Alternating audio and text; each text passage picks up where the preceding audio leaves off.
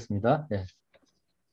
주님 오늘도 우리에게 귀한 하루, 주일과 또 한국에서 월요일을 주시고 좋은 하루를 보낼 수 있게 해주시니 감사합니다. 주님의 은혜가 없으면 단 하루도 살 수 없는 저희들 오늘도 주의 놀라운 은혜로 귀한 삶을 살아 드릴 수 있었습니다. 주님께서 주신 그 은혜에 감사드리며 특별히 오늘 이 변혁적 리더십 강의를 통해서 예수 그리스도께서 우리에게 보여주신 그 리더십과 또 많은 수많은 기독교 신앙 선배들의 리더십을 배우며 우리도 이 내용들을 삶에 잘 적용할 수 있도록 지혜와 힘을 주시고 능력을 주시고 지속적으로 나아갈 수 있도록 모든 길을 인도하여 주시옵소서. 아멘. 귀한 캐나다 총신 우리 총장님과 또 우리 원우 여러분 또 함께 돕는 보이지 않는 곳에서 돕는 많은 분들 주님께서 축복하여 주시고 이 신학교가 이 세상에 선한 영향력을 미치고 무엇보다 구원 사역에 귀하게 쓰임 받을 수 있도록 도와주시옵소서. 아멘. 감사드리며 예수 그리스도 이름으로 기도합니다. 아멘. 아멘. 아멘. 네, 안녕하세요. 반갑습니다. 이렇게 귀한 기회를 주신 우리 총장님께 감사드리고요. 또 우리 원우 여러분들 주일이죠. 오늘 캐나다나 미국 쪽은 주일에 또 이렇게 사역하시고 또 쉬셔야 될 텐데 이 클래스에 오셔가지고 너무나 감사드리고요. 이 쓰신 시간이 헛되지 않도록 최선을 다해서 제가 경험한 것, 제가 갖고 있는 것을 열심히 나누도록 하겠습니다. 시작하기 앞서서 제가 좀 영어로 저를 좀 소개할 텐데요. 지금 보면 화면에 보시면 그 제가 AI 비서, AI 통역 비서를 불러왔습니다. 그래서 영어로 할 때 화면에 보시면 자막이 이렇게 설명될 텐데요. 100%까지는 아니지만 어느 정도 그래도 꽤 잘 번역을 해줍니다. 저를 소개하겠습니다. Hello everyone. My name is Professor Park. I have been an adjunct professor of future education and leadership at Westminster Graduate School of Theology, Yongin, Korea. Before studying theology, I studied linguistics at UCLA and worked as a reporter at the Korea Daily newspaper. And I worked as an editor of a sports and entertainment magazine and Christian Herald. After studying theology at the Fuller Theological Seminary, I served as a chaplain in the U.S. Army and a pastor at Bethel Korean Church. For about 5 years in the church, I served for community ministry, small group ministry, and discipleship ministry as a full-time pastor.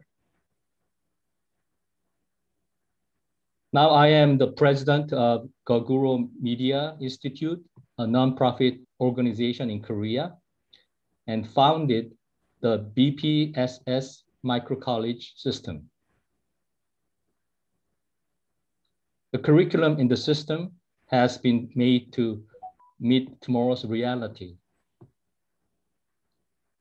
In the BPSS microcollege system, I teach the youth to develop new skills, problem solving, collaboration, creativity, and convergence.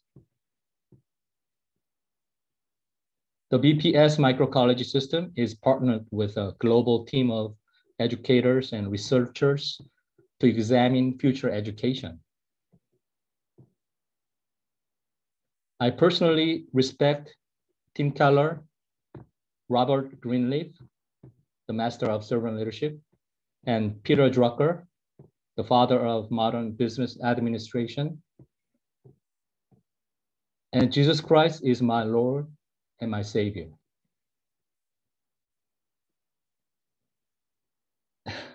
어떻게 좀 번역이 잘 됐나요? 네, 통역이 잘 됐나요? 네, 잘 잘 된 것 화면을 같습니다. 잘 됐습니까? 어느 예, 정도 이해는 되시죠? 네, 네, 네. 예, 지금 동시 통역이 이렇게 AI가 그 말을 할 때 이제 제가 끄겠습니다. 어, 한번 잠깐 거꾸로 한번 해보겠습니다. 제가 거꾸로 한번 보실 때 한국말로 할 때 영어로 나오게 한번 해보겠습니다.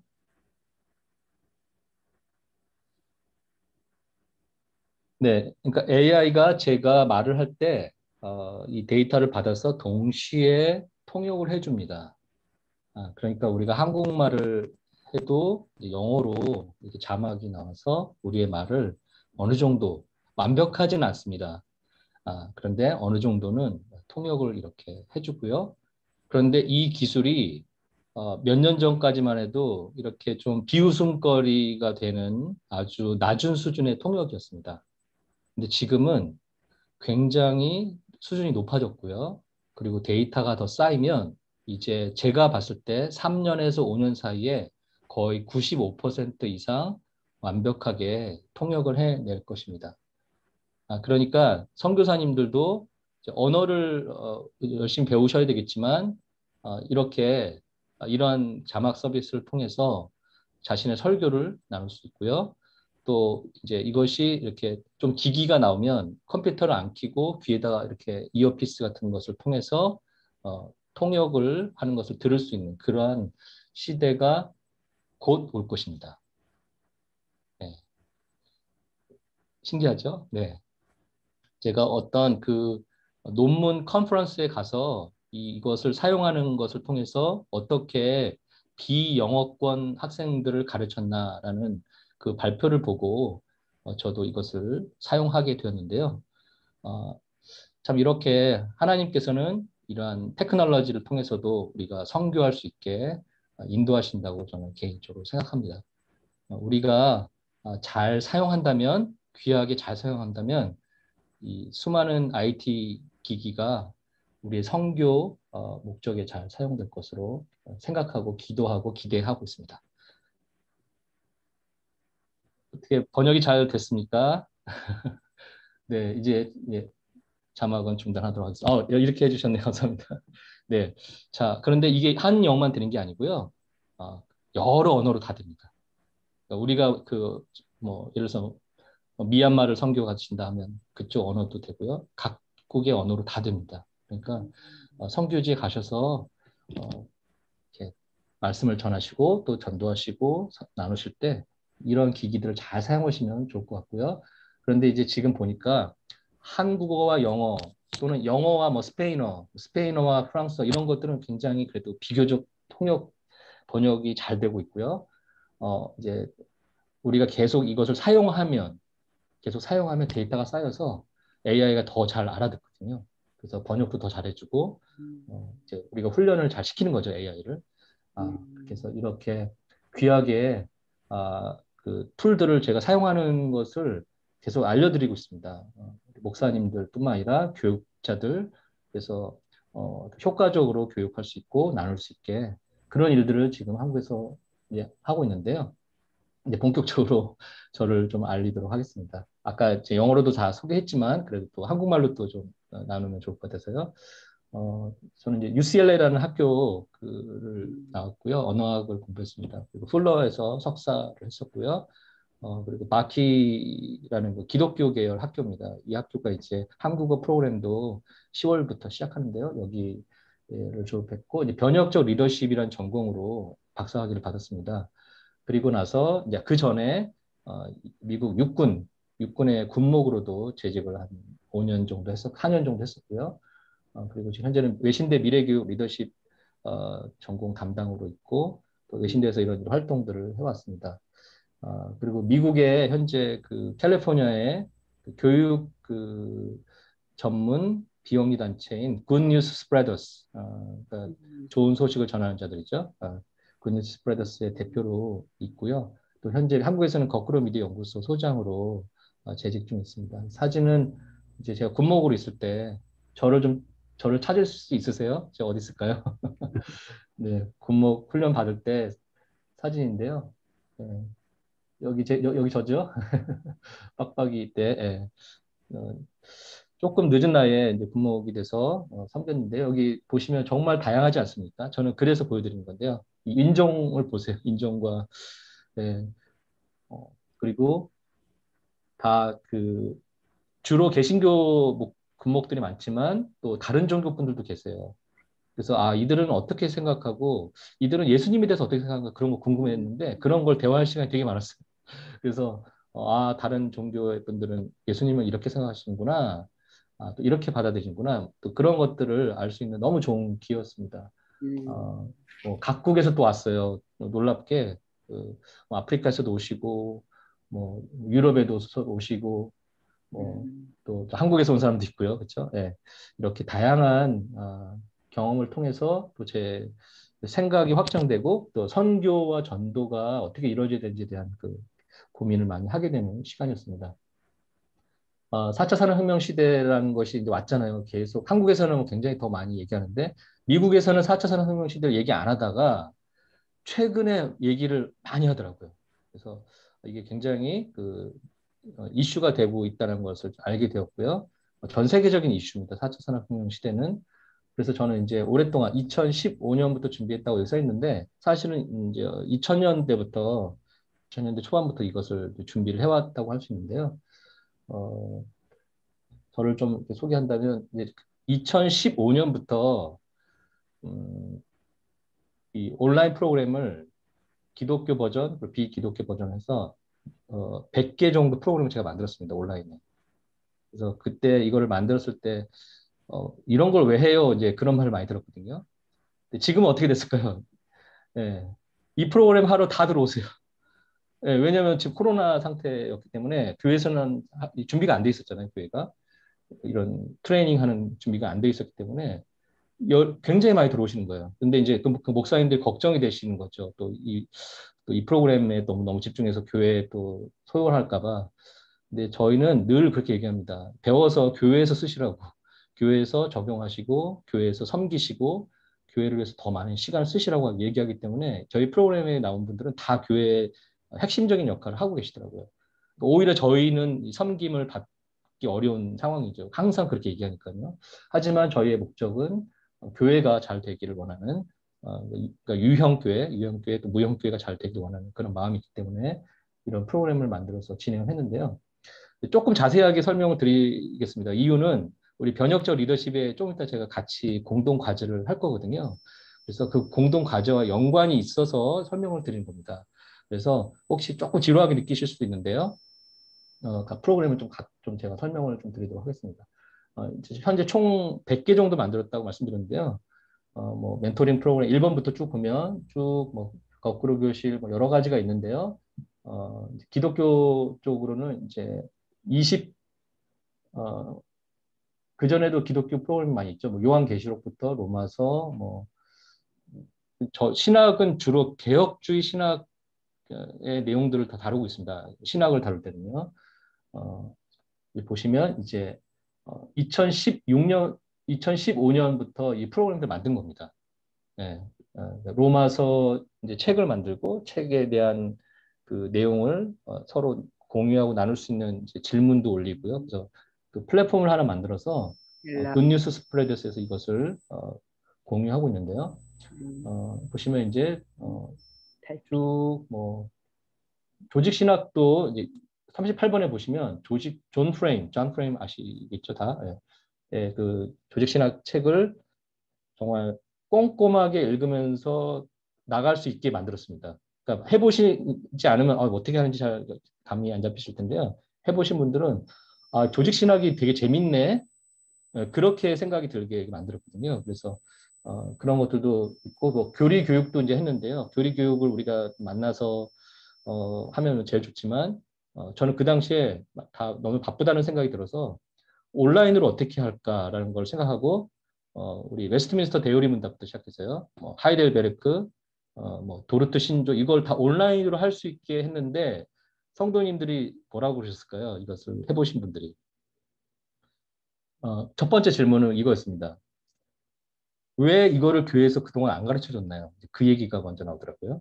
왜 이걸 안 가르쳐줬냐. 그게 첫 번째 질문이었고, 두 번째, 와, 온라인으로 하니까 훨씬 더 집중해서 계속 하게 되네요. 이 얘기를 하시더라고요. 예.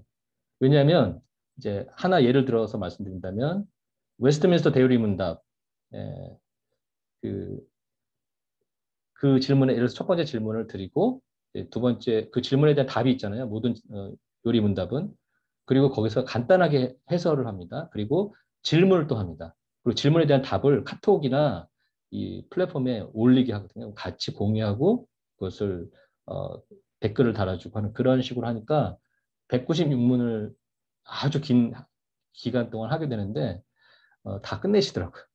예, 대요리 문답을. 우리는 이제 대요리 문답이 너무 기니까 소요리 문답을 하잖아요. 근데 대요리 문답 딱 끝나면요. 어떤 반응이 나오냐면, 아, 신천지가 하는 말들이 다 완전히 엉터리라는 게 금방 보인대요. 예, 완전 엉터리라는 거. 그러니까 이거를 교회에서 왜 안 가르쳐 주죠? 라고 얘기를 하시더라고요. 어, 그러한 이제 온라인 프로그램을 2016년부터 계속 만들어서 제자훈련도 만들어서 했었고요. 여러 가지 기타 여기 보시면 리스트에 쭉 나와 있습니다. 이제 이렇게 말씀하셨습니다. 제가 2016년도에 이제 목사님들께 또는 리더들께 이 온라인 교육 시대가 올 거고 사람들이 잘 교회에 모이기 힘든 상황들이 계속 발생하니까 온라인 프로그램을 만드셔야 된다고 계속 말씀드렸었거든요. 2016년도. 아무도 듣지 않으셨어요. 솔직히 말해서. 예, 왜 다 모여서 하는 게 그게 진짜 교회지, 그게 진짜 훈련이지, 맞는 말이죠. 근데 코로나가 딱 와버렸잖아요. 지금도 코로나 때문에 아마도 온라인 하신 것 같은데 어, 그러니까 아무 대책이 없으신 거예요. 예. 심지어 예배도 어떻게 되는지 잘 모르겠고, 근데 이런 프로그램이 만들어져 있었다면, 예, 물론 모이지 못하는 게 너무 힘들지만, 그래도 비교적 계속 훈련을 이어가면서, 아, 우리가 아, 준비된 교회구나, 준비된 크리스천들이구나라는 이미지가 있었을 텐데, 그런 게 좀 안 됐었던 거죠. 그래서 그런데 이제 지금도 여전히 이렇게 말씀하세요. 제가 이 얘기를 나누면, 이제 코로나 끝나면 이제 다시 원래대로 돌아올 텐데요. 아, 그런데 사람들은 원래대로 안 돌아옵니다. 예. 우리 목회자들은 원래대로 돌아갈 수 있겠지만, 사람들은 이미 그걸 다 경험을 해버렸거든요. 이 온라인이 뭔지를. 예. 전에는 온라인에 대해서 그냥 검색하고 그 정도만 생각했는데 지금은 교육까지 다 경험을 했잖아요. 이렇게 줌도 하고 기타 여러 가지 프로그램 쓰고 또 아이들도 그렇고 대학생, 대학원생 그렇기 때문에 사람들은 원래대로 안 들어올 겁니다. 거의 확신을 갖고 말씀을 드리는 게 그렇기 때문에 우리가 코로나가 지나도 준비를 해야 되거든요. 그리고 또 요즘 이제 그 계속 나오는 게 변종에 대한 이야기, 변종 바이러스 이런 거 나오잖아요. 그래서 어떻게 될지 우리가 예상할 수 없는 상황이기 때문에 어, 변혁적 리더십을 발휘해서 온라인 교육 과정을 준비하셔야 됩니다. 이제 지금 사역하고 계신 분들은 또는 그 사역의 어떤 리더십 자리에 계신 분들은 어, 그래서 오늘 이 과정이 너무나 여러분의 사역에 굉장히 중요한 과정이라고 말씀드리고 싶고요. 준비 안 하시면 코로나 때 처음 경험했던 그 당황함, 그게 이제 우리에게 찾아올 거거든요. 어, 왜냐하면 특별히 이제 더 젊은 층들, 어린 친구들은 더더욱 이 교육하기, 다가서기가 너무 힘든 상황이 이제 되어버렸거든요. 그리고 앞으로 더 그렇게 될 겁니다. 이유는 코로나가 아니라 4차 산업혁명 시대 때문에. 예. 그리고 기존 교육이, 교회 교육 말고요. 기존 교육이 이제, 어, 온라인 교육으로 다 가고 있는 추세거든요. 그러니까 그 교육에 익숙해져 버리면, 오프라인 교육이 굉장히 힘들어질 겁니다. 그랬을 때 오프라인 교육도 하지만 오프라인 교육도 정말 강화하고 더 이전보다 열심히 해야 되지만 동시에 온라인 교육도 준비하고 다가설 수 있는 그 무엇을 만들어야 되거든요. 그게 오늘 이제 이야기하고자 하는 변혁적 리더십의 핵심 포인트입니다. 그래서 이것에 나는 그 온라인 같은 거 잘 몰라요. 이제 또 우리가 섬기는 분들은 그런 거에 익숙해 있지 않아요. 이제 그런 분도 계실 것 같아요. 하지만 제가 경험한 바로는 이 아까 그 프로그램 80개 정도, 100개 정도 만들었다고 말씀드렸을 때 80대 성도님이 계셨어요. 80대. 운전을 못 하세요. 나이, 연세가 있으셔가지고. 그래서 나 제자 훈련 너무 받고 싶은데 운전 못 하고 또 누구한테 데려다 달라기도 미안하고 여러 가지 상황 때문에 제자 훈련을 10년인가 20년 동안 받고 싶었는데 못 받아왔다고 하시더라고요. 그 제자 훈련을 딱 만들어서 했더니 이분이 어떻게 하셨냐면요. 컴맹이시네요. 타이핑도 못 하세요. 평생 컴퓨터를 거의 써본 적이 없는 분인데 타이핑을 배워서 이 제자 훈련을 마치셨습니다. 80대 어르신이. 어, 그거 보고 제가, 이거 이렇게 가야 되겠구나. 그래서 어르신들도 아무리 안 된다고 말씀하셔도 자기가 마음만 있으면, 이 배우고자 하는 마음, 또 이 말씀에 대한 열망이 있으면 누구든지 할 수 있구나. 라는 걸 제가 알게 되었고요. 뭐 인종도 마찬가지고요. 상관없이, 나이 상관없이, 어, 한 사람이라도 우리가 구해낼 수 있다면, 또 도울 수 있다면, 훈련할 수 있다면, 당연히 해야 되는 거 아닌가라는 생각이 듭니다.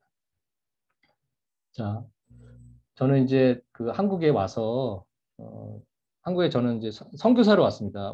자칭 선교사입니다. 네. 근데 지금은, 그래도 우리 선교사로서 인정을 해주셔서, 공식적으로 선교사로 얘기할 수도 있는 상황인데요. 처음에는 이제 자칭 선교사로 한국에 와서 한국에서 선교한다 그러면 아무도 믿지 않더라고요.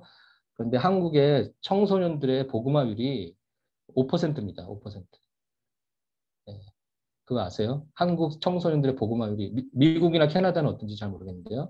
5%면 미전도 종족입니다. 청소년들만 따로 떼어내면요. 네. 그래서 우리는 계속 얘기합니다. 한국 교인이 그래도 20% 정도는 돼요. 전체 인구에. 그걸 되게 자랑스럽게 생각하고 너무 고마운 일이죠. 근데 청소년들의 전도율은 5%. 그것마저도 줄어들고 있습니다. 코로나로 인해서 더 줄어들었습니다. 제가 봤을 때는 한 2%? 그런데 전면으로 드러나는 큰 교회들은 아이들이 오니까 아무 문제가 없는 것처럼 보지만 중형 교회 이하는 애들이 없습니다. 네, 애들이 없어요. 그러니까 섬길 대상이 없는 거예요. 사역의 대상이. 굉장히 심각한 상황입니다. 근데 교회들이 어, 그렇지만 그것에 대한 그 특별한 대책은 없어 보여요. 그래서 여러 가지 준비하시는 분들도 있긴 하지만 저는 이제 나름대로 일반 세상에 들어가서 이 5%를 좀 더 많은 친구들을 전도하기 위해서 교육으로 들어갔습니다. 일반 교육으로. 근데 미래 교육으로 들어갔습니다. 미래 교육으로 들어가서 계속 나누고 있는데요. 그러면서 이제 제가 생각한 게 더 빨리 전파하려면, 더 효과적으로 전파하려면 책을 써야 되겠다는 생각이 들어서 책을 만들어야 되겠다는 생각이 들어서 이 책이 지금 2년 동안 만든 책입니다. 2년 동안. 지금 21권까지 왔는데요. 지금 나머지 예수님의 리더십 이런 거는 지금 쓰고 있는데요. 2년 동안 책을 20몇 권 만드는 거는 거의 기적이 아니면 만들 수가 없는 일이거든요. 왜냐면 이게 제가 1인 출판사로 혼자 거의 다, 네, 네, 제가 글 쓰기도 하고 글을 또 받아서 모든 작업을 제가 다 해서 책을 만들었었는데요. 지금은 이제 그렇게 아직 미래 교육에 대한 관심이 많지 않기 때문에 읽혀지지 않고 있지만 어, 2년 정도, 5년 정도 안에는 이런 책들이 많이 읽혀질 것으로 생각하고요. 그래서 저희의 갖고 있는 좋은 세계관들 이런 것들을 공유하고 나누기를 원하고 있습니다. 그래서 언어도 다 일반적인 언어, 내면적인 것은 기독교 세계관이지만 언어는 일반적인 언어, 사람들이 이해할 수 있는 언어로 어, 작성을 해서 책을 내었습니다. 이건 제가 이제 직접 쓴 책입니다. 공조를 해서 제가 직접 쓴 책들이고요. 정말 많은 책을 썼고 또 이제 이건 제가 어떤 훈련을 받았는지 그런 내용인데요. 여러 가지 를 했는데 이거 보여드리는 이유는 그냥 지금 하고 있는 강의가 책 몇 권 읽어서 나오는 강의가 아니고 정말 연구 많이 하고 또 실제 현장에서 경험을 많이 하고 또 대학원에서도 제가 변혁적 리더십으로 수업을 받은 내용들 다 종합해서 말씀드린다는 걸 좀 전하기 위해서 이렇게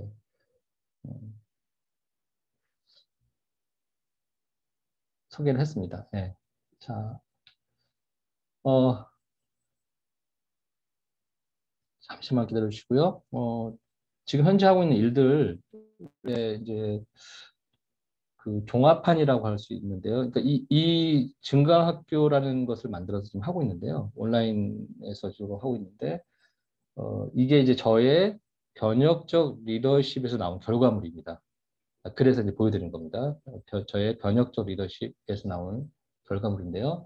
한국에 이제 YTN이라는 이제 방송이 있는데요. YTN 방송에서 소개된 내용을 같이 한번 잠깐 보여드리도록 하겠습니다.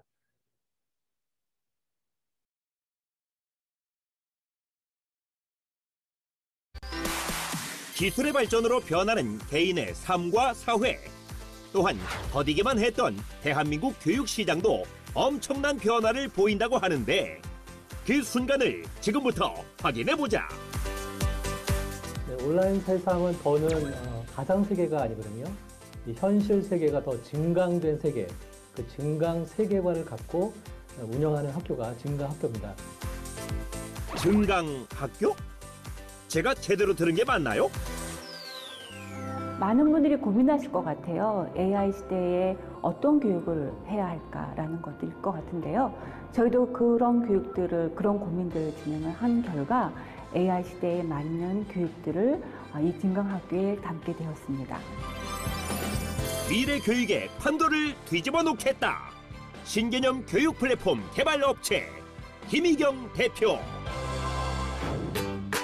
경기도 용인시의 한 가정집으로 찾아온 제작진. 이곳으로 온 이유는? 네, 안녕하세요. 안녕하세요. 그 아이들이 특별한 학교에 다닌다고 해서 왔거든요. 네, 맞아요. 일단 들어오세요. 일단 따라 들어가 보는데 얘들아 학교 안 가니? 얼른 오세요. 수업 시작합니다. 네, 들어오세요. 수업에 지각하기 전에 서둘러 방으로 들어가는 아이들. 방 안이 교실이 되고 컴퓨터로 프로그램에 접속만 하면 수업 준비 끝. 등교부터 범상치 않은 모습. 본격적인 수업이 시작되는데 증강학교 오신 걸 환영합니다. 우리 학교는 가짜 산업혁명 시대를 살아갈 아이를 위한 미래형 학교입니다. 증강학교란 사회 속에 자리 잡은 인공지능에 적합한 교육 플랫폼으로 학생들에게 지금까지 받았던 방식, 형태와는 전혀 다른 특별한 교육을 제공하고 있다.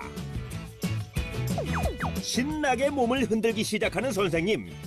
혹시 이것도 수업인가요? 네, 안녕하세요. 지금은 펌퍼넨체 수업 시간이고요. 펌퍼넨체는 신체 지능 높이기 위한 과정입니다. 신체 지능은 개인의 건강 및 행복을 함량하는 능력을 가리키는데요. 요즘 코로나19로 인해서 야외 활동이 많이 줄어들었잖아요. 그러니까 온라인을 통해서 청소년들이 자발적으로 신체 지능을 높이기 위해서 체조를 하고 있습니다. 체조를 통해 몸 전체를 깨워주며 신체 지능 향상까지 도와준다. 여기서 끝이 아니라 다음 교시에도 흥미로운 교육들이 학생들을 기다리고 있다. 롤이라는 것을 통해서 가장 자신의 관계지능뿐만이 아니라 창의성 이런 부분들을 개발할 수 있도록 하는 훈련들이 있고요. 그다음에 저희가 왜라는 질문들이 있어요. 왜 공부하는가? 왜 그 일을 하는가? 그런 질문들을 통해서 큰 그림을 그릴 수 있도록 하는 훈련들을 하고 있습니다. 다양한 프로그램으로 짜여진 학습 과정 중에서도 가장 중요하게 여기는 교육이 있다고 하던데 지정 의를 제대로 알고 거기에 맞게 글을 제대로 써내는 거. 호금아, 네. 지금 교육받는 거 보니까 뭐 지정의 학습? 이런데 그게 뭐야? 지정학습은 먼저 지는 자신이 깨달은 점을 쓰는 것이고, 정은 자신이 그걸 쓰면서 느낀 감정을 쓰는 것이고, 의는 자기가 그것으로 어떤 목표를 세우고 그걸 실천할지 쓰는 것입니다. 이렇게 세 가지를 지정의 학습이라고 말할 수 있습니다. 즉 지식을 머리에 집어넣기만 하는 단순 습득이 아닌 학생 스스로 답을 깨닫고 어떤 결과에 도달하여 통합적 사고를 가질 수 있도록 하는 것이 지정의 학습이다.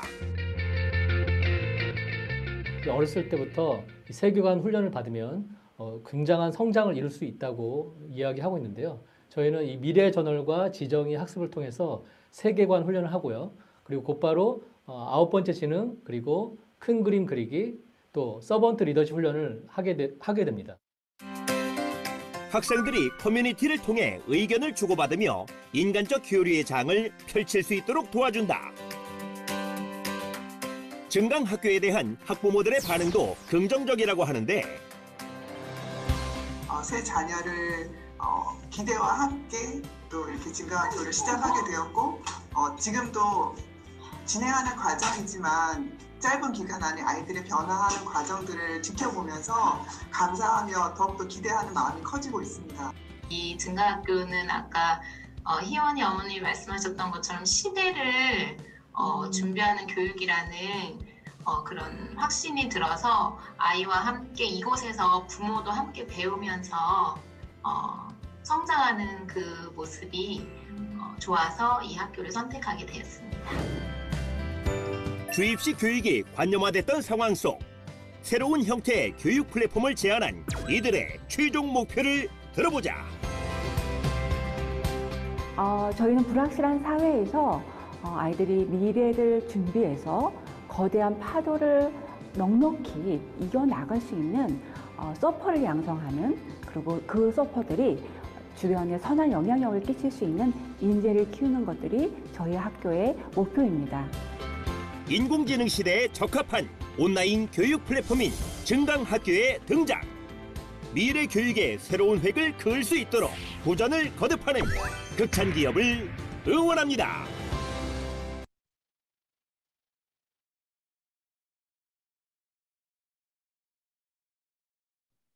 네, 잘 보셨나요? 어떤 생각이 드셨는지 궁금하네요. 네, 이게 그냥 겉으로 보기에는 그냥 미래교육을 하고 있구나라는 생각이 드실지도 모르겠습니다.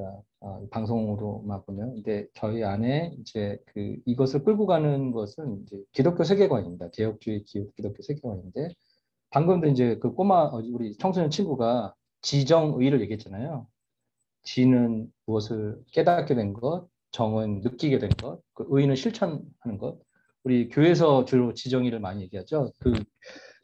기초가 이겁니다. 이 책이 기초가 된 겁니다. 개혁주의 인간론, 앤토니 후크만. 이것의 이론이 기초가 돼서 이 이론도 얘기해 줍니다. 사람들한테 이 이론이 기초가 돼서 이것을 하고 있고, 우리 지정의가 온전히 회복된 사람이 되길 원한다. 그런 식으로 얘기를 하고요. 또 이 미래 교육의 또 하나의 핵심은 미래 저널이라는 것을 매일매일 쓰거든요. 우리 친구들이. 거기에 이런 질문들이 이제 매일 나오는데요. 나는 누구인가? 예.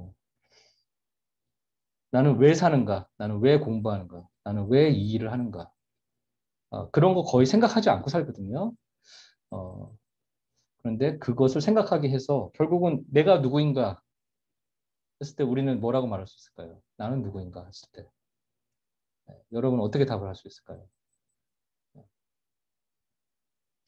네, 사실 저는 이제 이렇게 인터랙션 하면서 하는 수업을 더 선호하는 편인데, 자,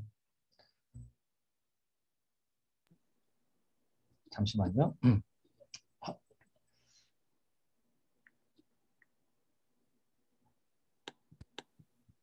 네.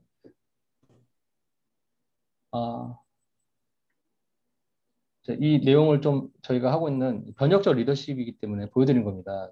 잘 보셔야 나중에 이제 소그룹 과제를 제가 드릴 예정이거든요. 소그룹에서 뭘 하려면 이제 이것에 집중이 안 되시면 뭐 해야 되지부터 이제 시작해야 되기 때문에 또 시간이 너무 많이 걸릴 수도 있고요. 그래서 이 과제를 잘 해내시려면 이제 집중해서 변혁적 리더십 어떻게 저희가 해왔고 또 여러분이 어떻게 변혁적 리더십을 발휘할지를 아웃풋으로 내셔야 되는데요. 변혁적 리더십 알치 브라운이라는 사람이 이제 이렇게 말을 이제 합니다. 자신의 능력을 극대화시키는 것이 되게 중요하다.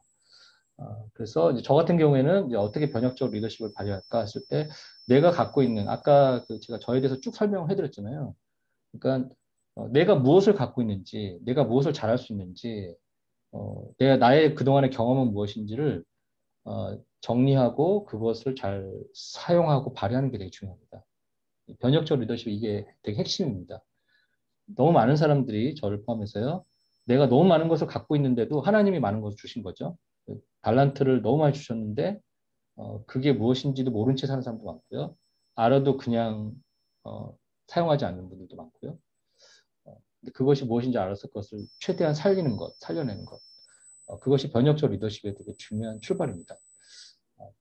그리고 두 번째는 시스템을 새롭게 바꾸는 것.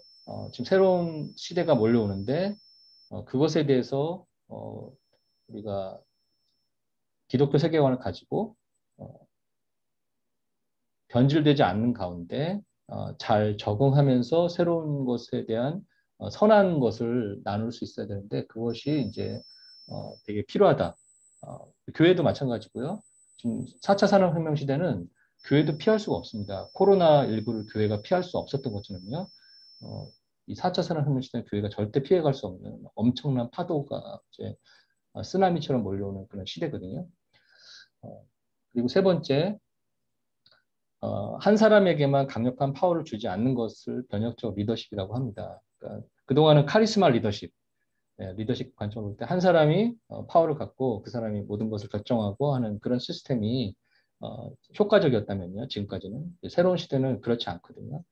그래서 저 같은 경우에도 아까 프로그램을 다 만들었다고 했잖아요.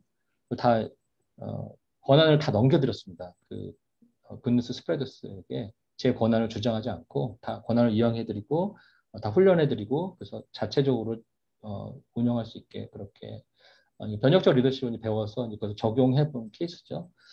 경청하고 하는 것 그리고 효과적으로 영향을 발휘하는 것 시대 상황에 귀를 기울여야 되는 것이죠. 어떤 시대가 지금 오고 있고 사람들은 어떻게 그것을 받아들이고 있고 어떻게 반응하고 있고 그것을 기독교의 메시지와 어떻게 연결시키고 있는지를 네, 음소거를 좀 해주시면 너무 좋겠습니다. 바꿨어. Mute and video? Do you know how to do it properly? 우리 엘리코 선생님 음소거가 안 되어 있네요. 네. 네. 그리고 지금 수업이 어떻게 진행되는지 모르는데 저 같은 경우에는 이제 우리 될 수 있으면 아주 피치 못할 상황이 아니면 얼굴을 좀 보여주실 것을 부탁을 드리거든요. 그래서 지금도 마찬가지로 좀 부탁을 드려봅니다. 네. 왜냐하면 어떻게 들으신지 알아야 제가 눈을 보면서 그 다음 여기는 또 더 집중해야 되겠다, 여기는 빨리 가야 되겠다 그런 걸 파악할 수가 있거든요. 저희 청소년들 아까 보셨죠? 그 청소년들은요 얼굴이 이렇게만 돼도 제가 뭐라고 합니다. 딱 수업 중에 누구누구야 얼굴 정가운데로 해. 왜냐면 네 눈이 안 보여 이렇게 막 하거든요. 어른들한테는 그렇게 하지 않지만 되게 중요하기 때문에 온라인 교육에서 되게 중요하고 근데 뭐 몸이 좀 아프시거나 피곤하시거나 뭐 좀 그런 여러 상황이 있으시잖아요. 그런 분들은 괜찮습니다. 근데 그렇지 않으시면 될 수 있으면 얼굴 보여주시면 감사하겠습니다. 그리고 합리적인 경영을 하는 것 이제 변혁적 리더십이 되게 중요하고요. 그리고 이제 공감 능력이 있고 합의를 추구한다. 그러니까 모든 사람들이 하고자 하는 것에 모든 사람은 아니지만 어쨌든 많은 사람들이 공감하고 같이 이것을 준비하고 하는 것이 중요하다. 그리고 공을 나한테 돌리지 않고 우리는 공을 돌릴 분이 있잖아요. 교회는 주님께 영광을 돌리는 것이죠. 진짜 진심으로. 그리고 자신이 모든 것을 결정하지 않고 같이 결정하고 한다는 것이 변혁적 리더십에서 되게 중요한 아치 브라운이 한 말이고요. 그리고 문제가 있을 때 이걸 단순하게 딱 해결하는 게 아니라 이제 그 복잡한 상황을 잘 융합해서 깊은 생각을 해서 복잡한 세상에서 어떻게 이것을 처리할 것인지 그것이 되게 중요하고요. 권력을 집중시키지 않는다 이런 표현이 계속 나오는데요. 그리고 책임을 지려하고 책임을 나누는 것. 내가 그것에 대한 그 일에 대한 책임을 지어야 되는 것이죠. 누구한테 자꾸 넘기려고 하지 않고요. 늘 함께 결정하는 것. 비슷한 얘기가 계속 나오는데 전체 핵심 포인트가 무엇인지 좀 잡히실 것 같습니다. 뭐 아까 저에 대한 이야기를 했었는데 뭐 저는 이렇게 90년대 89년에 이민을 갔었고요. UCLA 그때 90년대 미국에 가자마자 예수님을 영접했습니다. 그전에는 교회를 가본 적도 없는 교회를 계속 손가락질하는 사람이었습니다. 근데 미국에 떨어지자마자 한 얼마 되지 않아서 예수님을 만났었고요. 그 다음에 이렇게 일을 하게 됐는데 95년에 제가 이제 미주 중앙일보에서 일을 하게 됐습니다. 그랬는데 이제 그 교회에서 반응이 이랬습니다. 너는 교회 찬양 인도자가 왜 신문 기자가 되려고 해? 그렇게 말씀해 주시더라고요. 그래서 이게 무슨 소리지? 지금 다시 생각해 보니까 교회 안에서 교회 일을 해야지 왜 세상에 나가서 일을 하느냐 그랬던 것 같아요, 메시지가. 그러니까 이제 제가 어떤 어려움이 있었냐면 기자로서 크리스찬 기자로서 사는 것에 대해서 아무도 알려주지 않는 거예요. 어떻게 크리스찬 기자로서 살아야 되는지를 아무도 어른들이 얘기해 주셔야 되는데 너무 답답했습니다. 그래서 책도 읽고 성경도 읽고 했는데 아무 답이 없는 것 같다는 생각이 들었어요. 오늘 근데 나눌 내용 중에 제가 답을 찾은 그런 내용들이 있는데요. 그것을 좀 공유하도록 하겠습니다. 그러면서 이제 웹사이트 뉴스를 만들어서 그래도 좀 나름 좀 알려진 그쪽 계통에서는 좀 알려진 웹사이트 뉴스를 운영을 했었는데요. 그때도 마찬가지 갈증이 있었어요. 내가 웹 뉴스, 인터넷 뉴스를 운영하는데 어떻게 하면 크리스천 세계관으로 잘 운영할 수 있지? 예, 그것에 늘 고민했는데 아무도 답을 해줄 수 있는 분 주변에 없었습니다. 제 주변에는. 그러니까 계속 스트러글 하는 거죠. 계속 힘들어하고 방향을 잘 못 잡겠고 그래서 신학교를 가게 됐습니다. 아무도 얘기 안 해주니까. 예, 그거를 좀 잘 배우려고 웹 뉴스를 잘 운영해보고 싶어서 기자로서 잘 살아보고 싶어서 저는 신학교로 갔습니다. 그래서 찾은 곳이 이제 제 집 근처에 있는 풀러 신학교였고요. 뭐 어떻게 생각하실지 모르겠지만 풀러에 대해서 저는 거기에서 많은 답을 얻었거든요. 세상에 나가서 사는 것을 크리스천으로서 사는 것을 많이 도움을 많이 받았었고요. 이제 그리고 그래서 이제 저는 원래 목회자가 될 생각이 없었습니다. 근데 하나님이 강권적으로 저를 목회자가 되게 하셨습니다. 이유가 있었더라고요. 지금 돌아보니까 더 깊이 있게 말씀과 또 교리와 또 개혁주의적인 것을 더 배우게 하시려고 철저하게 개혁주의 필라델피아 웨스트민스터 출신 담임 목사님 밑에 들어가게 하셨어요. 네, 그래서 거기 가서 교리 문답, 웨스트민스터 대요리 문답, 하이델베르크 이런 것을 이제 배운 거죠. 네, 그래서 이런 거 꼭 배워야 되겠구나. 그래서 하나님이 나를 여기 보내신 거구나. 그리고 그것을 사람들에게 나누게 하려고 이제 그렇게 제 인생이 진행되었고 이제 그러면서 여러 이제 또 다른 경험들을 하게 되었고요. 한국에 선교하러 이제 오게 되었습니다. 이런 모든 경험을 다 아까 경험이 되게 중요하고 내가 갖고 있는 것이 무엇인지 아는 것이 중요하다고 했잖아요. 그래서 여러분도 이제 이 작업을 하게 될 겁니다. 나는 어떤 경험을 했고 여기 전체에서 나누진 않고요. 소그룹에서 이제 나누시게 될 텐데요. 그것을 어떻게 내 사역에 사용할 것인지 그런 이야기들을 나누고자 저를 소개하는 것입니다. 이 샘플을 보여드릴 테니까요. 아까 이제 제가 계속 세상에 나가서 사는 것을 좀 누가 알려줘야 되는데 크리스천으로서 사는 걸 알려줘야 되는데 그냥 이분법적인 그러니까 교회 생활 따로 세상 생활 따로인 그러한 상황이 계속 이야기밖에 안 들렸다고 저는 생각이 들었거든요. 그래서 어떻게 내가 기자로서 또 다른 사람들도 있겠죠. 가수면 가수로서, 판사면 판사로서, 의사로서 어떻게 살아야 될지에 대한 그런 얘기는 교회에서 잘 얘기가 되지 않더라고요. 훈련도 거의 없고요. 그러던 중에 책을 한 권 이제 발견하게 됐는데요.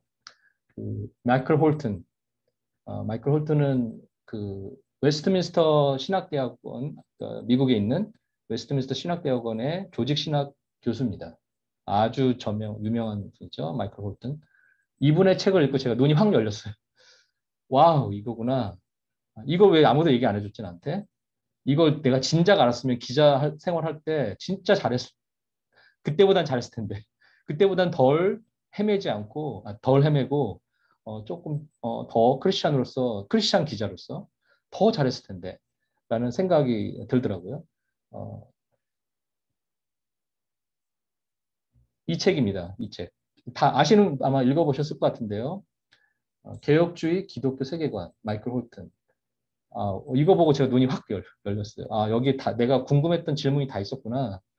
네, 그래서 이 세계관, 또 아까 제가 나눴던 개혁주의 인간론, 그리고 제가 스터디했던 수많은 교리 학습, 예, 웨스트민스터 대요리 문답, 하이델베르크, 도르트 신조, 제가 전 다 공부했거든요. 처음부터 끝까지.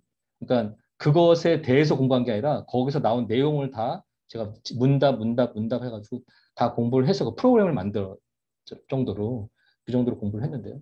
다 종합해서 나온 게 지금 현재 한국에서 하고 있는 이 프로그램입니다. 그러니까 그냥 이렇게 앉아가지고 책 몇 권 읽고 한 게 아니라 다 종합해서 이게 핵심 포인트다. 그리고 이들을 잘 이끌어가야 되는데, 특히 한국은 아까 5%라고 그랬잖아요. 미전도 종족이라고 말씀드렸었는데, 청소년 보고마율이 되게 낮고, 또 청소년 자살률이 세계 1위입니다. 아시죠? OECD 국가 중에 1위인데 2위와 격차가 너무 큰 1위예요. 2위는 쫓아갈 수가 없는 1위예요. 얼마나 심각한 일입니까? 근데 아무도란 말은 좀 죄송하지만 우는 사람이 없어요. 우리 애는 안 그러겠지라고 생각하시겠죠. 제가 계속 얘기합니다. 한 명이 그렇게 귀한데 지금 1년에 이렇게 많은 아이들이 죽어 자살하고 있는데 왜 자살하는지 아시죠? 대부분 다 성적 때문에, 성적을 비관해서 내 미래에 대해서 걱정이 돼서 부모님이 너무 계속 쪼아대는 거죠. 근데 그거에서는 크리스찬도 예외가 아니더라고요. 크리스찬 부모님들도. 너무 놀랍게. 아이들이 주일날 교회 안 가는 것이 너무나 당연한 거예요. 크리스찬 부모님들한테도. 학원을 가야 돼, 학원. 예. 그러니까 아이들이 미치는 거죠. 그러니까 크리스찬 아이들도 많이 자살합니다. 그러니까 이게 정말 심각한 일이에요. 정말 심각한 일인데, 우리 한 명의 생명이 중요하다고 계속 얘기하는데, 그것에 대해서 교회가, 아무 대안이 없어요. 제가 봤을 때는. 네. 너무 안타까운, 현실입니다. 물론 많은 분들이 노력을 하고 있습니다. 많은 분들이 노력하고 있는데, 자, 그래서, 이제, 포인트는 계속 이제 이겁니다. 그래서 변혁적 리더십이 발휘해야 된다. 교회에서, 그리고 교인들이 세상에서. 네. 자, 이 마이클 호튼 웨스트민스터 신학대학원의 미국 웨스트민스터 신학대학원의 조직신학 교수, 그리고 정말 저명한 아주 유명한 저자, 그리고 많은 사람들이 이분이 글을 쓰면 이제 신뢰를 하죠. 왜냐하면 아주 단단한 신학을 바탕으로 세상에 대해서 이야기했기 때문에 많은 분들이 신뢰를 하는데요. 저도 이분 글을 읽고 굉장히 많이 도움을 받았는데 이런 내용이 있습니다. 혹시 누가 한번 저 대신 제가 잠깐 이렇게 좀 저에게 시간을 주시기 위해서 읽어주시면 너무나 감사하겠습니다. 종교개혁 예, 하세요. 종교개혁 덕분에 기독교인은 하나님께 받은 소명의 유용성을 교회나 선교단체에 해명할 필요 없이 하나님이 주신 소명을 소중히 여기면서 세상에서 위험 있고 소중하게 추구할 자유를 얻게 되었다. 소명은 창조에서 비롯된 선물이었다. 불신자도 하나님의 형상을 소유한 사람으로서 창조의 거룩한 소명을 받았다. 하나님은 신자와 불신자가 모두 자신의 일을 탁월하게 추구하도록 작정하셨다. 신자는 하나님을 이처럼 탁월성의 창조자와 목표로 인정하는 반면 불신자는 하나님을 탁월하신 창조주로 인정하길 거부함에도 불구하고 자신의 재능으로 하나님을 섬긴다. 종교개혁은 수도원의 세계관에 반대하고 세상을 포용하는 신학을 옹호했다. 네, 감사합니다. 송윤순 목사님이신가요? 네, 선교사입니다. 선교사님, 예, 감사합니다. 네. 너무 쏙쏙 잘 들어오게 잘 읽어주셔가지고 너무 좋았습니다. 감사합니다. 이 내용이 이제 이 책에 이런 내용이 전반적으로 쭉 흐르고 있는데요. 그래서 이분만의 주장인가 하고 제가 교리문답을 다 살펴봤어요. 우리가 아까 얘기한 교리문답, 웨스트민스터, 도르트 신조, 하이델베르크 다 살펴봤는데 똑같은 얘기를 하고 있더라고요. 근데 왜 교회에서는 이 얘기를 안 하지? 제가 그 질문이 생긴 거예요. 약간 이분법적으로 얘기하잖아요. 대부분이. 그러니까 불신자는 하나님의 형상을 소유한 사람으로서 창조의 거룩한 소명을 받았다. 이런 이야기들이 거의 안 들렸거든요. 제가 다녔던 교회에서는. 왜 이런 얘기를 해줬으면 우리가 세상에 나가서 믿지 않는 분들과 어울려서 살 때, 저 사람은 여기 이렇게 나오잖아요. 하나님의 주신 재능으로 하나님의 목표를 향해서 가고 있긴 하지만 그들은 인정을 안 하는 거고, 그거를. 믿는 자들은 그것을 인정하는 자들이고, 그것을 통해서 하나님께 영광 돌리는 자들이고, 그 차이인데, 마치 그들은 하나님의 어떤 그 쓰임을 받지 않는 것처럼 그러한 그 신학과 그러한 그 말씀의 선포가 계속 있었지 않나? 그래서 저 계속 헷갈렸던 거죠.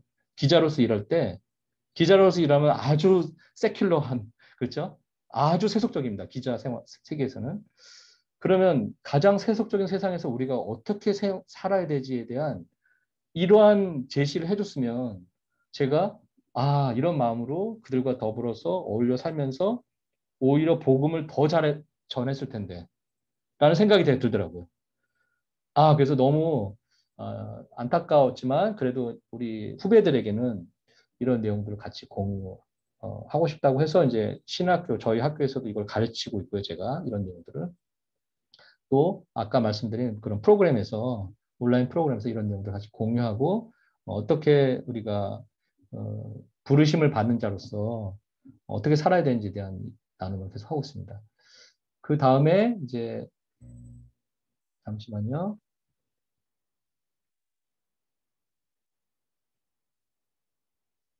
네. 자, 이제 그 다음에 나오는 내용인데 같은 페이지에 있는 건데, 과학을 발생시키고 네덜란드 미술과 잉글랜드 및 스코틀랜드 문학의 황금 시대를 가져오고 교회를 정치에서 해방시키고 문맹을 퇴치하고 공교육을 보급하고 널리 퍼져 있는 전제 정치에 맞서 시민적 자유를 요청하게 된 주 원인이 종교개혁이 옹호한 세상을 포용하는 신학이었다. 종교개혁, 우린 종교개혁의 후예들이잖아요. 그런데 이것을 그동안 해왔는데 우리는 교회 안에서 머문 것이 주가 아니었나라는 생각을 좀 더 하게 되었었고요. 그 사이에 이제 세상은 좀 교회를 거부하는 그 무엇들을 만들어 놓고 사람들에게 그것을 심어주고 있더라고요. 우리가 그 안에 비집고 들어가지 못하니까. 그래서 계속 거절당하고 있지는 않나라는 생각을 좀 하게 되었습니다. 신국원 교수님 너무 잘 아시죠? 총신대학교 이제 은퇴하셨고 저희 웨스트민스터에서 은퇴하신 후에 지금 후학을 또 가르치고 계신데요. 이분이 이제 레슬리 뉴비긴, 저 레슬리 뉴비긴도 엄청 존경하는 분인데요. 이렇게 인용하십니다. 성경은 단순히 바라보아야 할 책이 아니라 그것을 통해 세상을 보아야 할 안경이다. 그러니까 세상을 그냥 단순히 보는 게 아니라 세상의 변혁적인 리더로서 나아가야 할 준비시키는 책이다. 저는 이렇게까지 해석했거든요. 그러니까 세상과 나를 분리시키지 않고, 그렇지 않습니까? 우리가 교회에서 사역자로도 일하는 사람도 있지만 교회 밖에서 일하는 사람이 더 많잖아요. 우리 특히 성도님들은. 근데 그들이 세상에 나가서 크리스천으로서 정말 크리스천답게 살아드려야 되는데 그것에 대한 신학이 또는 가르침이 부족하지 않나. 그래서 이런 관점으로 계속 세상을 바라보게 하고 세상을 이제 포용한다는 아까 표현을 썼잖아요. 포용한다는 게 뭐 악을 포용한다는 뜻이 전혀 아니거든요. 자꾸 오해를 하세요. 그러면 뭐 이런 거 나쁜 것도 다 포용해야 되느냐 그 질문을 하시더라고요. 아니요, 그게 아니고요. 그게 아니고 세상에 이 시류가 있는데 그 시류 가운데 그 시류가 계속 악하게 가지 않도록, 하나님을 반하지 않도록, 하나님께 반대하지 않도록 하는 그러한 문화를 만들고 그러한 역할을 하는 것이 필요하다는 얘기를 하는 거거든요. 그래서 이런 말 쓰잖아요. We are in the world. 그렇죠? 우리는 세상에 있지만 we are not of the world. 세상에 속한 자들이 아니다. 그 얘기는 세상에 있어야 되는 거예요. 그렇죠? 있으면서 크리스천의 아이덴티티로 크리스천의 세계관은 사실은 굉장히 높은 수준, 제가 철학도 공부해보고 다 해보니까 미래 교육을 공부하다 보니까 더 크리스천의 세계관이 엄청 높은 수준이라는 걸 알게 됐어요.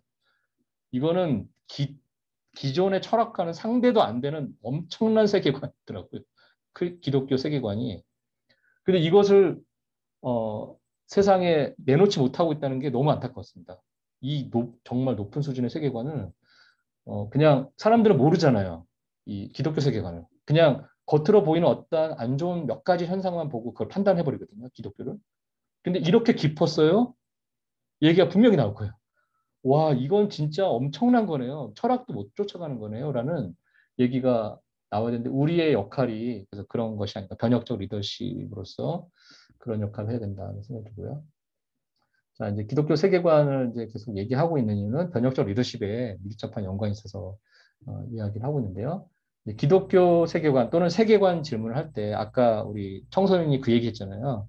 또 저도 그 얘기를 했는데 세계관 얘기를 이제 그 방송에서 나와 했는데 세계관 훈련을 받아야 됩니다. 무슨 얘기냐면 이 얘기입니다. 나는 어디에 있는가? 나는 도대체 어디에 있는가? 그러면 이제 아직 사고가 깊지 않은 친구들은 나는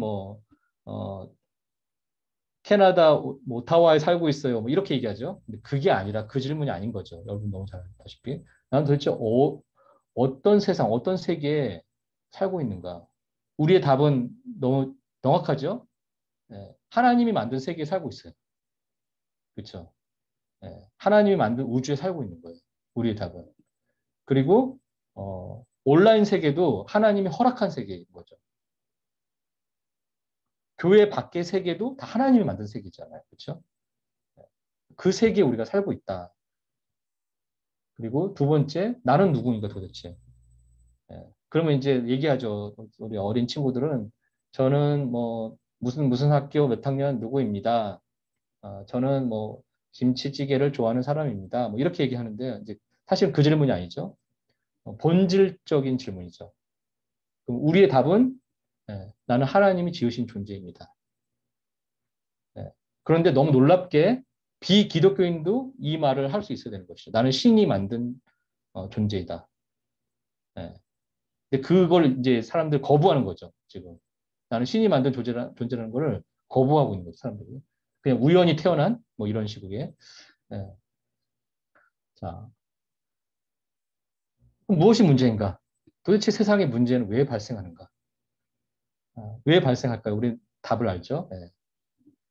죄 때문에 이런 일들이 발생하는 것이죠. 모든 문제들이 우리 인간의 죄. 그리고 그것에 대한 해결 방법은 무엇인가? 우리는 예수 그리스도를 통해서 예수 그리스도가 모든 문제를 해결해 주시고 그의 리더십을 통해서 이렇게 얘기할 수 있지만 이제 비기독교인들은 각각 답이 다 정말 다양합니다. 무엇이 문제인가부터 해서 해결 방법은 무엇인가 정말 다 다른 것을 갖고 있는데 결국은 이 질문을 근데 계속 하다 보면 본질적으로 계속 들어가다 보면 나는 창조주가 신이 만드신 곳에 살고 있구나. 그 우주에 살고 있다는 걸 인정할 수밖에 없고 나는 어떤 신적인 존재가 만들어낸 그런 형상이구나. 그런 존재구나 하는 걸 인정할 수밖에 없고 문제는 결국은 깊이 거슬러 올라가면 우리의 죄. 그 질문을 아이들에게 매일 하고 있는 거예요. 이런 질문을. 미래 저널에서. 이게 이제 복음으로 가는 이제 다리를 만들고 있는 과정인 것이죠. 자, 제가 다시 한번 말씀드립니다. 나는 어디에 있는가는 실존적인 질문입니다. 철학으로 보자면 실존적인 질문. 좀 쉬고 갈까요? 좀 힘들어하신 분도 있는 것 같은데 어떻게 그 휴식 시간 질문이죠. 그리고 나는 누구인가? 인간의 본질. 자, 이 질문이 왜 중요하냐면요. 특별히 이 시대에 되게 중요한 게 제가 오늘은 보여드리지 않지만 다른 강의에서는 계속 뭘 보여드리냐면 AI가 무엇을 할 수 있는지를 쭉 보여주거든요. AI가 어느 정도까지 지금 하고 있는지. 그러면 정말 놀랍습니다. 인간이 하는 것을 아까도 보여주셨잖아요. 잠깐 동시통역사. 그건 아주 작은 AI가 할 수 있는 것 중에 아주 작은 부분이고요. 정말 제가 AI 강의를 들어가면 엄청난 것을 다 보여드리거든요. 근데 그러면 이제 인간보다 더 잘하는 것도 있고요. 어떤 거는. 그리고 인간과 비슷한 것도 있고 인간을 쫓아가고 있는 것도 있어요. 인공지능이라는 것은 인간을 흉내내서 만드는 그 무엇이거든요. 그러면 이 시대에 진짜 중요한 것은 진짜 인간은 누구냐는 게 되게 중요해요. 그 질문이. 네. 왜냐하면 비슷한 존재가 나타났잖아요. 인간이 뭔가를 했던, 예를 들어서 번역, 통역, 또 인간이 뭐 만들고 하는 것을 요즘은 인공지능이 다 만들고요. 홈페이지도 다 만들어줘요. 제가 몇 가지 명령어만 탁탁탁 주면요. 홈페이지 멋있는 걸 쫙 만들어줘요. 네, 그것뿐만 아니라 모든 분야에서 지금 인간을 대체하고 있는데, 그러면 진짜 인간은 누구냐? 했을 때 이 질문에 누가 제일 정답에 접근한 답을 할 수 있을까요? 네, 가장 본질적인 답을 누가 할 수 있을까요? 기독교인들이 답을 해줄 수가 있어요. 이것에 대해서. 인간이 누구인지. 왜냐면 우리는 너무나 명확해요. 하나님이 만든 존재. 그렇죠? 네. 그렇기 때문에 이 질문에, 물론 그렇게 답을 이제 그게 정답이지만 그 전에 인간의 존재에 대해서 가장 깊이 있게 사고할 수 있는 존재가 우리 기독교인들이기 때문에 이 질문을 하면서 우리가 나눌 수 있는 것이죠. 복음을 나눌 수 있고 또 무엇이 문제인가? 이제 인간의 그 고통의 본질에 대해서 이야기할 수 있고 누구나 고통을 받고 있죠. 그래서 미래 저널에 제가 뭘 이제 매일매일 뭘 쓰게 하냐면 화가 나는 일이 무엇이세요? 이걸 매일 쓰게 해요. 네. 왜 화가 나는지. 네. 그리고 이제 해결 방법은 무엇인가. 이것은 이제 문제의 근본적인 해결 방안에 대한 질문인데요. 자, 어떤 세계관을 갖고 있냐에 따라 어떤 신학을 갖고 있냐에 따라 이 시대를 보는 눈, 세상을 보는 눈이 달라집니다. 안경을 이렇게 쓰고 있잖아요. 제가 이 안경을 쓸 때와 다른 안경을 쓸 때, 뭐, 그 근거리 안경, 원거리 안경 이렇게 얘기하잖아요. 지금은 저는 돋보기를 쓰고 있거든요. 원거리 안경을 쓸 때는 이게 잘 안 보여요, 화면이. 근데 이걸 써야 화면이 잘 보이거든요. 그런 것처럼 우리는 어떤 세계관 안경을 쓰고 있냐에 따라 이 세상을 보는 눈과 시대를 보는 눈이 달라지는데 과연 여러분들은 어떤 안경을 쓰고 있는지 궁금합니다. 그래서 제가 이제 강의할 때 어떤 세계관을 갖고 있는지 좀 종교적인 관점, 기독교적인 관점으로 이제 이 표를 이 표는 그 피바라는 곳에서 만든 건데요. 이제 여기서부터 출발해서요. 여기서부터 출발해서 제가 이제 다 번역을 한 건데요. 영어로 만들어진 것을 제가 번역한 건데요. 신의 존재부터 이제 시작합니다. 신의 존재가 있느냐 모르겠다. 상관없다. 없다. 그럼 이제 우리는 보통 이렇게 가죠. Yes. 네. 신의 존재는 하나 이상이라고 생각하느냐? Yes, No. 그죠? 네. 신이 세상을 주관한다고 생각하느냐? Yes, No. 그럼 이렇게 가다 보면 우리는 이제 쭉 가다 보면 어딘가에 도달하겠죠. 인본주의자, 자연주의자, 기독교 유신론자, 실존주의자 이렇게. 네. 이것도 한번 나중에 공유해 드릴 테니까요. 근데 너무 놀랍게요. 교회를 다니는 분 중에 엉뚱한 곳에 가 있는 분도 되게 많습니다. 그거 아세요? 네. 교회를 다니는 분들 중에 엉뚱한 곳에 가 있는 분이 되게 많습니다. 그냥 몇 명이 아니라 되게 많아요. 제가 이걸 해보니까. 솔직하게 보세요라고 이제 하거든요. 그러면 뭐지? 라는 질문을 하게 되더라고요.